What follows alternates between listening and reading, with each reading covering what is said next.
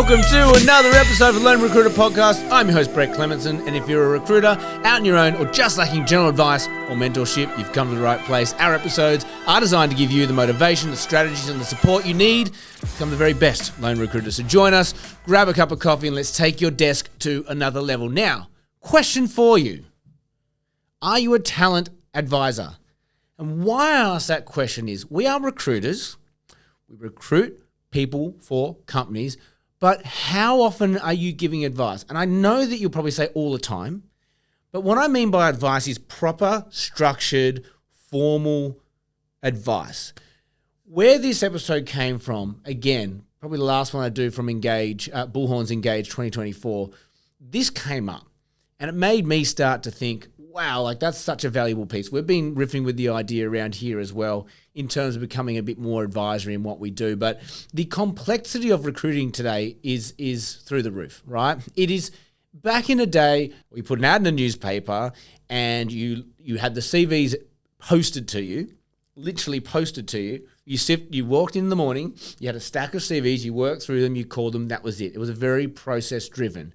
Then it evolved to then, okay, well, we're just going to put it on job boards now, online job boards, so digital ads. Then that got a little bit competitive, and then another job board popped up. Now you've got LinkedIn, you've got job ads there, you've got postings there, you've got so many tools. You've got then in-house tools for companies to use. TAs will advise them to do X, Y, Z strategy. It is little wonder why a hiring manager just sits there scratching their head going, it's impossible to find people.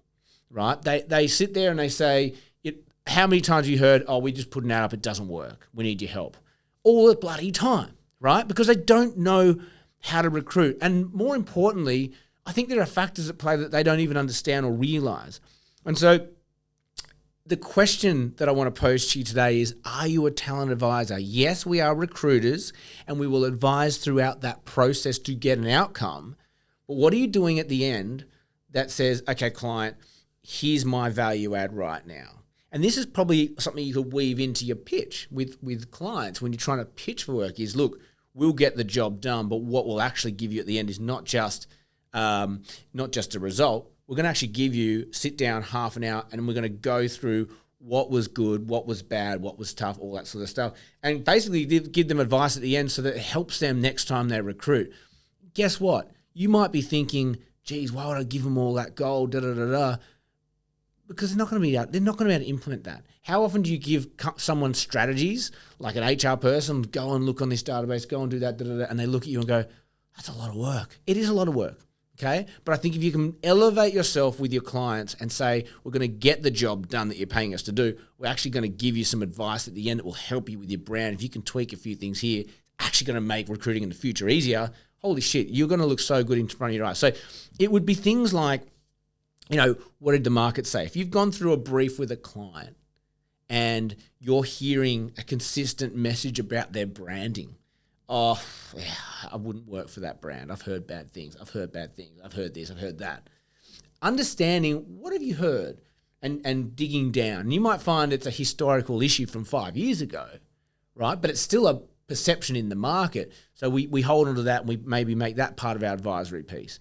How can we overcome this feeling that the market has around your brand? It's a legacy issue. Do we need to rebrand? Do we need to do a bit of an awareness campaign? Maybe next time we have a hiring process, we need to address that in the ads, in the brief, and we can start to turn the tide a little bit in terms of perception in the market. I think that would be super valuable for clients. Was it, I guess getting a temperature gauge, was it a positive perception? Was it negative? It was positive, great. Where did the company slow the process up? Where did the company maybe endanger the process? I've got a client at the moment who's a great client, number one client, but then they just have these like 3-4 week periods where they go absolute dark mode on me. I don't know where they've gone. And then they come back and go, oh yeah, there's an offer coming. Well, Jesus, mate, like all I needed was that update every week so that I could keep the candidate warm. I'm not sure where they sit now. Just stuff like that. If anything felt like friction in that process, I would highlight that and say, look, the process was great. A reminder that it's probably only, if it's 2 interview process, that's actually 2 hours of interviewing. It doesn't need to take 2 months. Okay, all that noise in between is just time. I don't really understand that. So if you can give them sort of your perception of them and what it might feel like as a candidate going through their process, that might help them next time they recruit. Was there a point where people go, look, I'm really excited to join, but there's a policy like a paternity leave that they don't have one. I've got clients who just have zero paternity leave policy, and the world's just so. And then on the other hand, you've got companies who would do 6 months paid leave, and chalk and cheese, right? And the unfortunate reality is you get these couple of companies who do one particular policy really well, and then everyone starts to want it. Doesn't matter, right? It's just about market perception, giving them some advice. You don't need to go 6 months paternity leave, but you need to have a policy, right? You need to at least have a policy that says this is where we stand on the matter. This is what you can expect if you were to come in here. And then maybe just use your judgment a little bit on like, where did you get the most pushback? Was it around salary? Was location an issue? Was that hard? Was it the branding, as we touched on before? Just any perception you had throughout that process that people push back on, right? Might be recruiting for a company in Albury, in the middle of nowhere. It's like, well, look, you have all these high hopes for, having a process and all these candidates, but you're in Albury. Let's face it, we're not in a big capital city, and the talent was it was not enough there. How can we get around it? Maybe we can open up to remote working next time. Maybe we could have people not office-based so much. Maybe that would widen the net if they don't have to be in here a couple of days a week. So are you becoming a talent advisor? I think we know. We see this stuff with our clients all the time. We bitch and moan and whatever to our colleagues about certain companies and whatever, these frustrations. But I'd actually take them, bottle them, take them to a client, go, look, I want to give you half an hour. Now we've done the brief. Now we've closed the placement out. You've got the talent starting. Great. Part of my service is to give you a half an hour sit down to go, this was great. This was not great. This is where we can improve. This will help your brand. This is the market perception. You start doing that. Just do it once and see how powerful you become in that room. You are the expert. And some of the stuff might hurt to say, but they're not hearing it. Clearly that no one's told them this before. And if you tell it to them, they will go, geez, this person is valuable. And what do you think happens next time they need to recruit? They go, oh, we can do it ourselves. You go, no. Let's do it again. Can we fix these bits? Let's use our marketing to hit the entire market. Let's change the perception through this one.